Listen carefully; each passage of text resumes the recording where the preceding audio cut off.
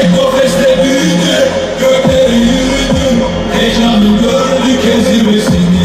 Şimdi sıra sende. 100 yılımızda bir hatıra fotoğrafı çektiriyoruz ve o meşhur Teknofest. Dünyanın en büyük havacılık, uzay ve teknoloji festivali için Adana'nın misafiriyiz.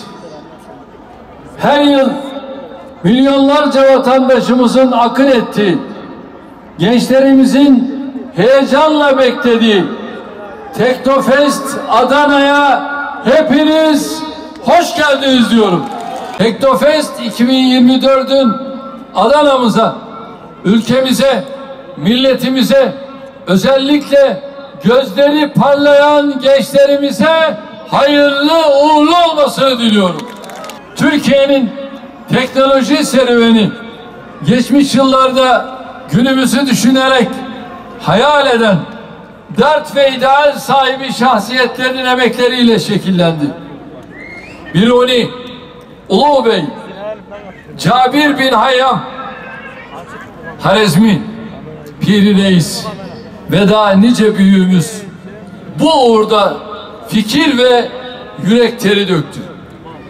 Vecihi Ürkuş, Nuri Killigil ve merhum Erbakan hocamız hayallerini gerçekleştirmek pahasına nice bedeller ödedi. Hayalperestlikle suçlanmaktan şüpheli ölümlere kadar pek çok badireyle karşılaştılar. Ama onlar inandıkları yolda yürümekten hiçbir zaman vazgeçmediler. Zorluklarla karşılaştık.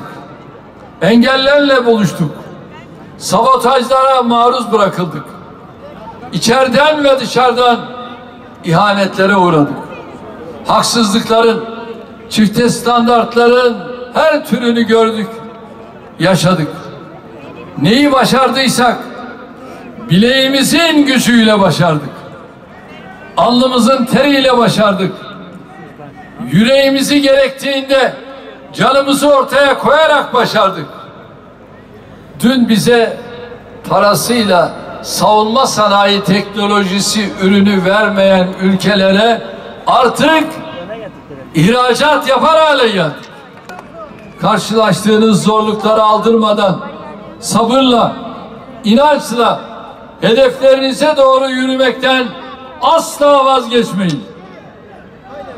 Yapamazsınız, başaramazsınız diyen zihni köleleştirilmiş, iradesi esir alınmış felaket tellallarına kulak asmayın. İsrail saldırıları başlayalı neredeyse 1 yıl oldu. Çoğu çocuk ve kadın, 50.000 kardeşimiz vahşice Siyonist İsrail tarafından katledildi. 100.000'e yakın insan yaralandı.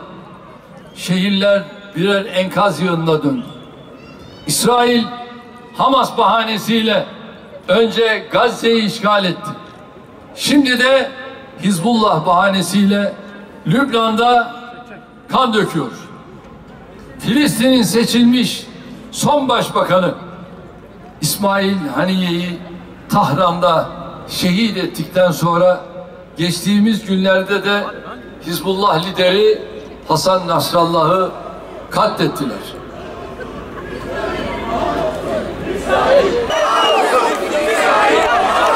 İsrail saldırılarında can veren Filistinli ve Lübnanlı kardeşlerimize bir kez daha Allah'tan rahmet diliyorum.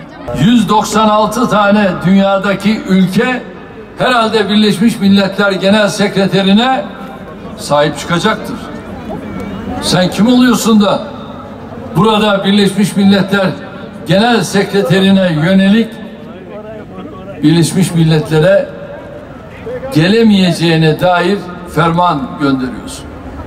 Kundaktaki bebekleri dahi öldürmekten zevk alan bir cinnet haliyle karşı karşıyayız. Tüm bu gerçeklere rağmen ne yazık ki batılı güçler bu katliam şebekesine silah, mühimmat, istihbarat ve diplomatik destek vermeyi sürdürüyor. Gazze'ye ve Lübnan'a yağan binlerce tonluk bombaların nereden geldiği, nerede üretildiği, kimler tarafından tedarik edildiği bellidir. Kimse kusura bakmasın ama dökülen her damla kana bombaları atanlar kadar o bombaları temin edenler de aynı derecede ortaktır.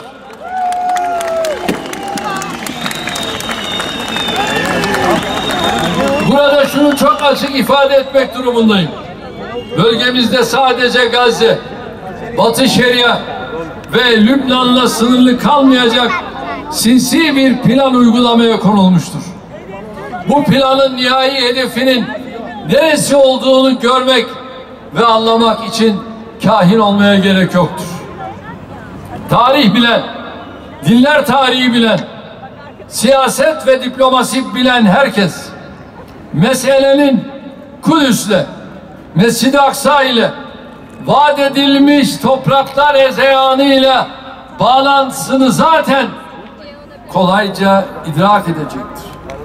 Biz hepimiz arz-ı mevudun ne olduğunu gayet iyi biliriz.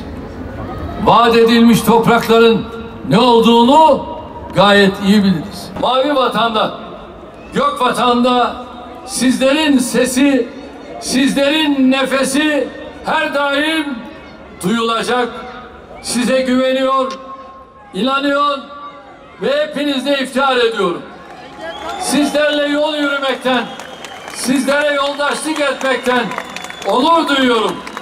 Ülkem, milletim, insanlık için ne yapabilirim diye gayret eden, düşünen ve hayallerinin peşinden ayrılmayan siz gençleri yetiştiren ailelerinize de teşekkür ediyorum.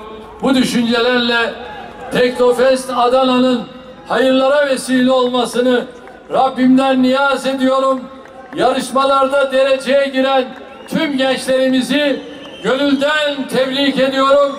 Teknofest'in bugünlere gelmesinde, icrasında emeği geçen, katkısı olan herkese, tüm kurumlarımıza şükranlarımı sunuyor. Hepinizi sevgiyle, saygıyla selamlıyorum. Yolunuz, bahtınız açık olsun. Kalın sağlıcakla. Yolculuğunda bizleri yalnız bırakmayan Cumhurbaşkanımıza çok teşekkür ediyoruz. Şimdi ise T3 Vakfı mütevelli etti. T3 Vakfı Yönetim Kurulu ve Türkiye'nin Cumhurbaşkanı